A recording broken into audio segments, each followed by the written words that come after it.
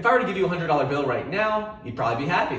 If I were to give you $200, you'd be a little happier. So today what I'm going to do is I'm going to go over 9 expensive habits that you can either reduce or cut out to help you save that extra couple $100 every single month. What's up everybody, Michael here, welcome back to another video. Before we get started, please make sure to like the video down below, leave a comment, and subscribe, it really helps me out. So today what we're gonna do is we're gonna go over 9 expensive habits that you can either cut out or reduce in your life to help you save extra money every single month. So let's just jump right into it with number 1. And the first thing that you could do is stop delivering food into your house. We're not talking about eating out, we're not talking about getting groceries. Delivery. Delivery fees cost $5.99. If you order a Chipotle burrito, normally it would cost $8. If you get it on a delivery app, it'll cost $16. It doubles the cost of your food. Because on these delivery apps, they charge you a service fee, a delivery fee. By the end of it, you have $10 extra in fees. And what you also don't know is that every single item on the menu, that the restaurant can upcharge on every single item. If you ever looked at the menu at your favorite restaurant and you see that same menu on a delivery app, you'll probably see that every single item is priced differently. And if you look on 2 different delivery apps, the prices of each item might be different as well. So by simply cutting out delivery, not even delivering food at all, you'll cut out all of those different fees. So instead of getting a $16 burrito from Chipotle, you can get an $8 burrito. You can get 2 $8 burritos. So just the delivery fees and service fees in general really add up. And if you cut those out, you can save some more money. The second thing is unused subscriptions. Most people have Netflix, maybe Hulu, Disney Plus, Apple TV. People have 2 to 3 subscription services for TV and streaming services alone. That's ridiculous. Each of them, I know they have different content, but are you really gonna watch 4 different streaming services? I understand 1, maybe 2, but once you start getting over 2, you're not gonna use them. YouTube is free, you could watch YouTube for free. You can watch all the shows you really want on Netflix and Hulu. Do you really need to start adding that many more subscription services? So whether it's a subscription service for streaming or whether it's food delivery services, there's gonna be things that you don't really use and that you just recurring every single month that you don't even realize. So go through your credit card bill and make sure you find out what you're getting charged for every single month for a subscription, if you're using it, and if you're not using it, cut that out. Whether it's $5, $10, every single dollar at the end of the month adds up. So make sure you cut out the subscription services that you aren't using.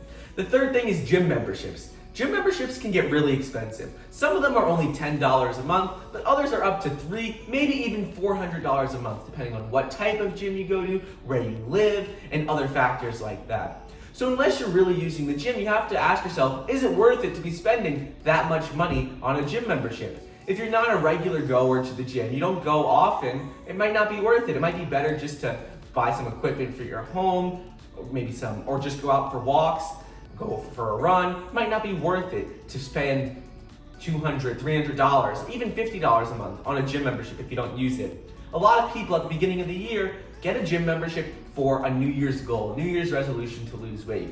Most of those people don't show up to the gym, but they keep the membership to make themselves feel good. So if you have a gym membership and you don't use it, don't pay for it. You don't need it just to make yourself feel good that you have it and you can go. If you decide that you want to start going, you can always get the membership again, or you can just start by doing exercises outside. The fourth habit is throwing things away. Most people, if something's older, they don't use it, they just decide to throw it away, toss it in the garbage. But what they don't know is that you can make a lot of money by selling your old stuff you don't use, on sites like eBay, Craigslist, Facebook Marketplace, Mercari, Let Go. There's dozens of sites where people are looking for items at a reduced price. So if you could sell a mug for $5, a t-shirt you don't wear for $10, all these different items that you're throwing out could add up to a couple hundred, even $1,000 that you would just throw in the garbage. So instead of putting that money into the garbage, essentially that's what you're doing, you might as well take a couple pictures of the item, list them on these different sites, and sell them. It's fairly easy to do. If you have a phone, you can take a picture. You don't need any sort of camera. You just take pictures of your items, list them, and sell them. That's it. It's very simple. The fifth habit is eating out. So we already talked about food delivery and how the delivery fees can really add up. But eating out also is very expensive. Just let's talk about coffee. Coffee's not eating, but it's, you're going out. With coffee, you can make your same cup of coffee at home for less than 50 cents, probably like 20, 30 cents. But you're spending $3, $4, $5 on a cup of coffee from Starbucks. And that's just drinks. And then every time you go out to eat, you're spending $10, $20 just on the food. If you get a soda, that's an extra $1 to $2. You're spending so much money going out when you could probably make the same food eating at home. People used to eat at home a lot, and that saved a lot of money. But now people think going out is the normal. It's the regular thing to do, but it shouldn't be. You should be eating at home, saving money, because by buying items in bulk from the grocery store and planning your whole week out, you'll be saving a lot of money on food. And food is probably one of the biggest expenses you have other than your rent. So by saving money on food, you can actually save a lot of money. And just food alone, a couple $100, $100, maybe even $200 in a month by eating at home versus eating out. Because you can make the same thing, make the same food at home for a lot cheaper than for going out to eat. The sixth habit is not negotiating. Most people, if someone tells them a price, they just take it. I'm not talking about negotiating at a grocery store on the price of like bananas.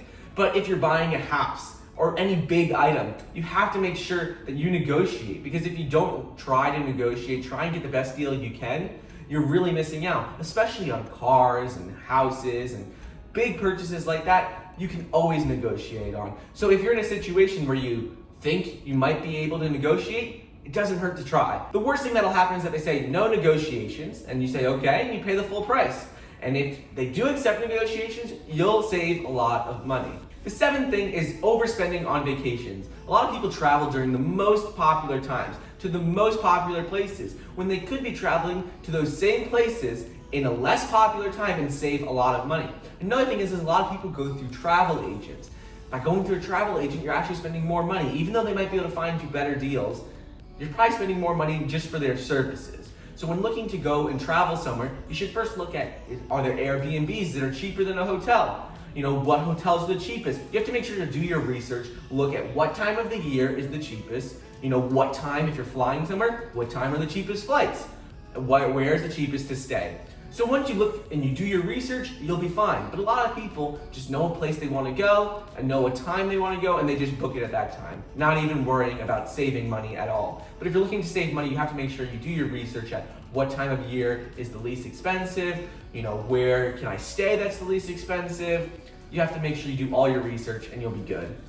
The eighth habit is impulse buying. I couldn't tell you how many times I've heard people say, I'm gonna buy this because it's a good deal.